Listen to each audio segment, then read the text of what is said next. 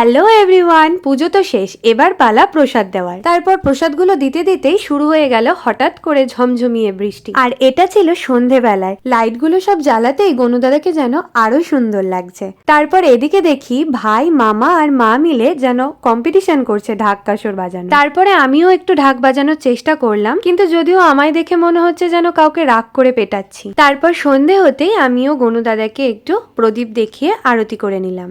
এবার সন্ধে দেওয়া শেষ, এবার বাড়ির সবার সাথে বসে জমিয়ে গল্প করতে করতে এক কাপ চা খেয়ে নিলাম।